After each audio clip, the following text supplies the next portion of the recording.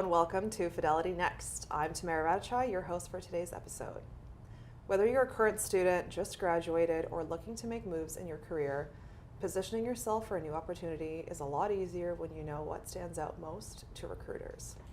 And who better to tell us all about that than one of our own? Here to share insights and tips on how to shine in your next interview is recruitment consultant Maggie Wei. If you have any additional questions for us, please drop them in the comments and we'll get back to you after the show. Maggie, welcome back to FidelityNext. Thank you for having me, Tamara. Good to be back. Always a pleasure. Always learn so much from you. Always, topical. What's out there in the recruitment field. So let's just start things off with what you do at Fidelity and what your favorite part of your job is. And then I would also ask you to describe what the culture here is like. Yeah, for sure. So as a recruiter at Fidelity, I get to meet people from all walks of life and learn what drives them and play a role in helping them land their dream jobs. And that's my favorite part about what I do. We're involved in the beginning to end of the recruitment process, from screening resumes to conducting interviews and eventually making that exciting offer. In terms of culture, wonderful culture at Fidelity is inclusive, it's diverse, and it's built on collaboration. I think people here really live and breathe our values, and that in turn makes a really diverse and inclusive culture that is that puts people first. One thing I'd add on that I've noticed is we both have a lot of young people who are just building their careers, and then we also have a lot of people that have been here for many years, right? So it's a nice mix, and I think that's a nice facet of diversity that adds to the experience. Agreed. So the resume is the first part that, gets someone into that first part of that journey. Let's talk about resumes for a little bit.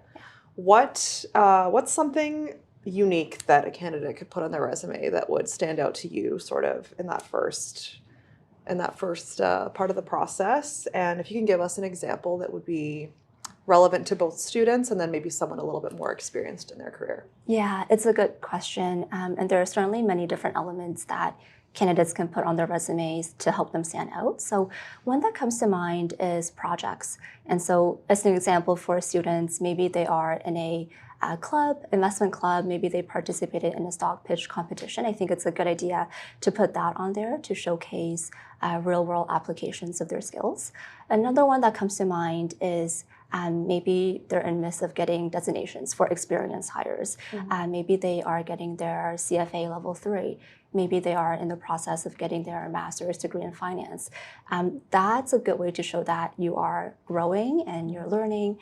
Fidelity is really big on continuous learning, and so definitely put that on there as well to show your growth mindset. Other things to put on there could be unique skills. So this can include language abilities. If you speak multiple languages, if you're bilingual, we have some bilingual positions at Fidelity, so definitely include that on there.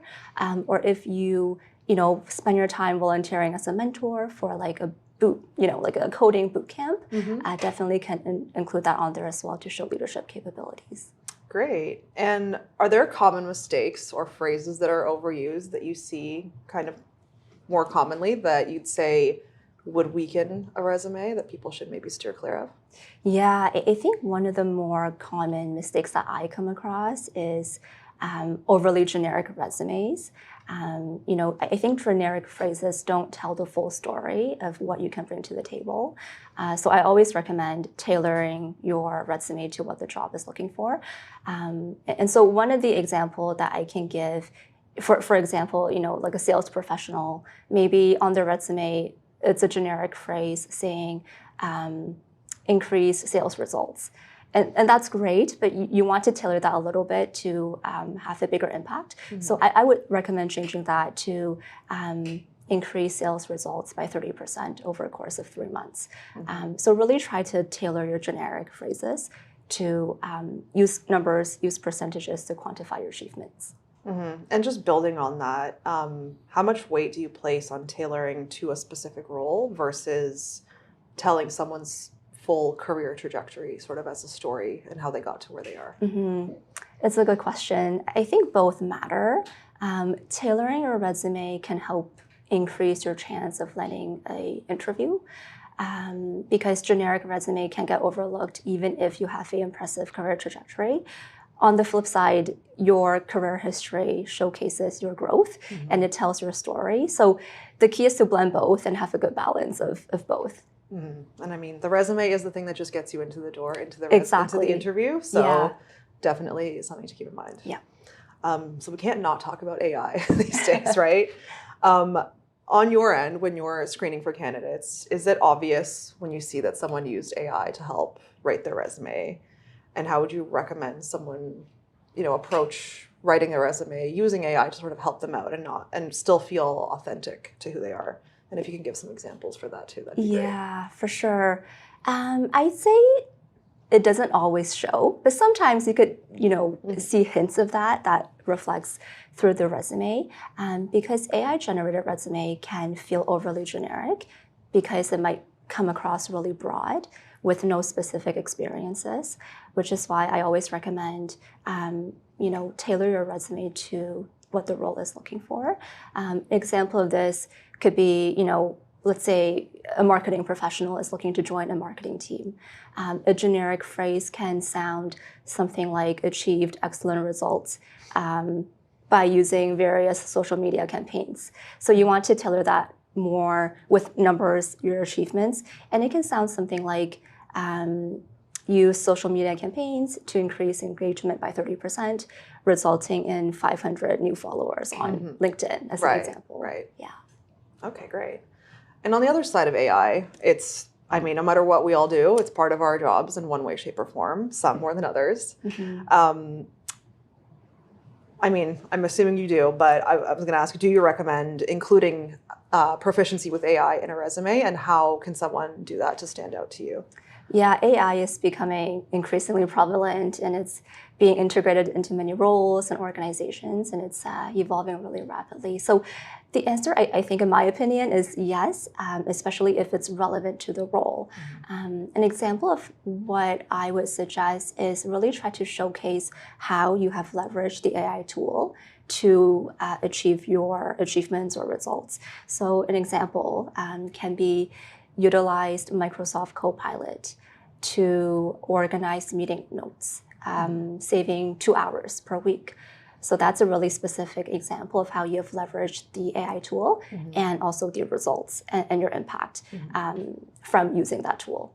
Yeah, and I feel like there's so many ways to do that. Yes. But like you said, it probably should be specific to the role and not force it if it's not relevant to that space. Exactly. But yeah, that's definitely something to keep in mind. I think being proficient with AI tools for various things is a superpower these days. So I'm sure that's something that you and other recruiters all look at. Yeah, and you know what? AI is a really good complement to use with your resume writing as well. But I wouldn't fully rely on it. Right, of course. Because you have to inject your experiences, but it's certainly a good tool that's rapidly evolving. So we've passed through the resume, we've gotten to the interview. Are there particular questions or stories that candidates can tell to help them leave a lasting impression on a recruiter?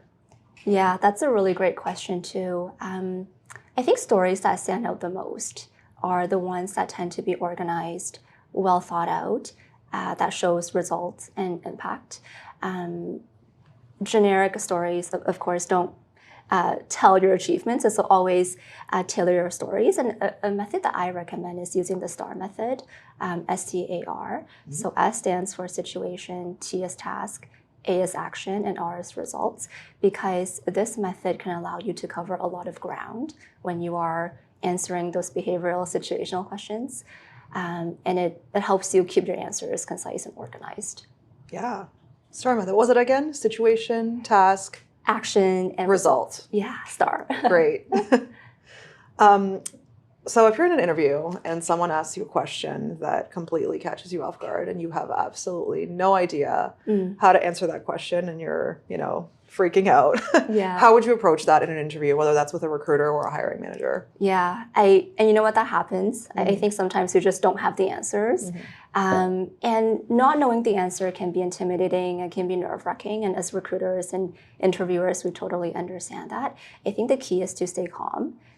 As hard as that sounds, trying to stay calm, be honest, and really show the interviewers your way of thinking. So an example of this can be, this is a really great question, Tamara. While I don't have the full answer, this is what I do know, and these are the steps I will take to find out the answer. And after the interview, you can email the recruiter or the interviewer with a more fleshed out answer to explain your thought process and to show that you did your homework. But I think using this approach shows that you're being transparent. You can be quick on your feet, you're adaptable, and you can showcase your way of thinking to the interviewers.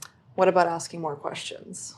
Yeah. Yes, asking more questions is a good way to do it as well. Yeah, get more information that can help you find out more details, and you can elaborate your answers that way as well. Without giving away that you have no idea Exactly. what you're talking about. Exactly. It happens to the best of us. It does. Right? It can happen to anyone. Yeah. Okay. What's one thing candidates can overlook when preparing for interviews, specifically at Fidelity? Yeah. Or in general, but whatever. Right. That's a great question. I think candidates spend a lot of time preparing for their answers for technical questions, behavioral questions, which is great. But maybe neglect preparing thoughtful questions at the end. We typically always allocate a few minutes for candidates to ask questions at the end of the interview. And so I think asking thoughtful questions at the end will show that you're genuinely interested. I'll give an example. So a common question that we often get is, what is the culture like at Fidelity? And it's a really great question, but you can actually take that a step further to show that you did your homework. You can tweak that and say, I read that Fidelity has a collaborative approach and heavy emphasis on collaboration. How does that show up day to day? Can you give an example? And so, or you could say, Fidelity has a long list of accolades. One of, Canada's top employers. I read the article. Can you give an example? So this signals to the recruiter that you actually took the time to do research and read about the organization. Yeah, I think that research is important, not just about like who the company is, what they do, but also even potentially competitors. Like they might ask, what's something you're seeing out there that, someone's doing in this space, in this industry that stands out to you. And it's good to just have that in mind as something in the back of your pocket. Exactly. Which people might not think of, right? It's not always so centered on the company, but a little bit broader, right? Yeah, I think research all around is key. Okay. One final question, just a piece of advice. I think it's safe to say it's competitive out there at the moment. It really is. I mean, it always is, but the job market's always a competitive one. What advice would you give to someone who wants to differentiate themselves, whether they're just graduated, whether they're, building their career, breaking into the job market, or finding a new path? How can they differentiate themselves in such a competitive applicant pool? Yeah, it's definitely competitive out there right now. I think one advice that I have is go beyond the generic application. Really take the time to make sure that you are tying your experiences to what the role is looking for. So taking the time to read through the job posting, understand the requirements thoroughly, and reflect on your experiences and see how you can bring that over to the opportunity. The other advice I have is show your passion. Through your resume, during the interview, we really love to see genuine enthusiasm. And we love it when we see candidates' eyes light up when they talk about something that they're passionate about. So definitely, be yourself, showcase your passion. Lastly is always be prepared. I think luck is when opportunity meets preparation. And so the more prepared you are, the more confident you will feel. And the more confident you feel, the more chance you have to ace your interview. And so, be prepared, do your research on your interviewer, the organization, the competitors, the team, and that way you will feel more prepared going into the interviews. Do you recommend that people reach out on like LinkedIn if they find, hiring managers or whoever, different people within the company? Yeah, for sure. I definitely recommend that, but certainly try to tailor the message and try not to send a generic one. Yeah. That will definitely get the response rate higher when you reach out to the hiring managers. Yeah, those definitely are obvious when they are either AI or generic. Exactly. It's easy to tell. Yeah. Okay, well, great, Maggie. Thank you so much for joining us. No problem. Thank you for having me, Tamara. Always a pleasure. Always lots to learn.